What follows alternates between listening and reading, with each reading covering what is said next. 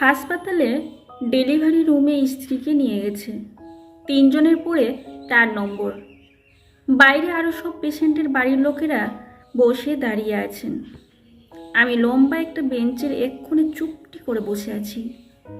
এখান থেকে সোজাসুজি ডেলিভারি রুমটা দেখা যায়। আমি বন্ধ দরজার দিকে তাকিয়ে রইলাম।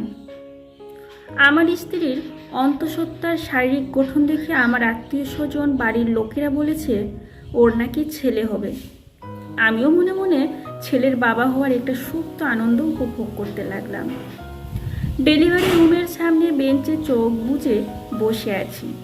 মনের মধ্যে ভালো মন্দ চিন্তায় শরীর অস্থির হয়ে উঠল। তাই কিছুক্ষণের মধ্যে আমি ঘুমিয়ে পড়লাম। হঠাৎ শুনলাম কে যেন আমাকে বাবা বাবা বলে ডাকছে। চোখ চেয়ে দেখি সদ্য জন্ম নেওয়া একটি শিশুপুত্র। সে আমাকে বলল, বাবা, আমি তোমার ছেলে। আমি ভীষণ আনন্দে তাকে কোলে তুলে নিয়ে আদর করলাম।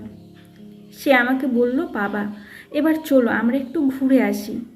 পরে বলল, চলো বাবা, আমরা ঘুড়ি ওড়াই, লাট্টু খেলি, পুকুরে সাঁতার কাটি, মাছ ধরি। আবার একটু পরে বলল, বাবা, আমি লেখাপড়া শিখে চাকরি করে বিয়ে করে আমিও বাবা হতে চাই। হঠাৎ একটা চিৎকার আমার ঘুম ভেঙে গেল। শুনলাম প্রথম দ্বিতীয় ডেলিভারি ছেলে হয়েছে, তাই ছেলের বাড়ির লোকেরা একটু বেশি আনন্দ করছে। আমি লম্বা একটা শ্বাস নিয়ে আবার চোখ বন্ধ করতেই ঘুমিয়ে পড়লাম। খানিক পরেই আবার বাবা বাবা ডাক শুনতে পেলাম। চোখ চেয়ে দেখি একটি সদ্যজাত কন্যা সন্তান আমার দিকে তাকিয়ে আছে। আমি তাকে দেখা মাত্রই কোলে তুলে নিয়ে আদর করে বললাম, মা, তুমি আমার মা তো? ও আমার মাথায় হাত বুলিয়ে বলল, আমি সবসময় তোমার মা হয়েই থাকবো।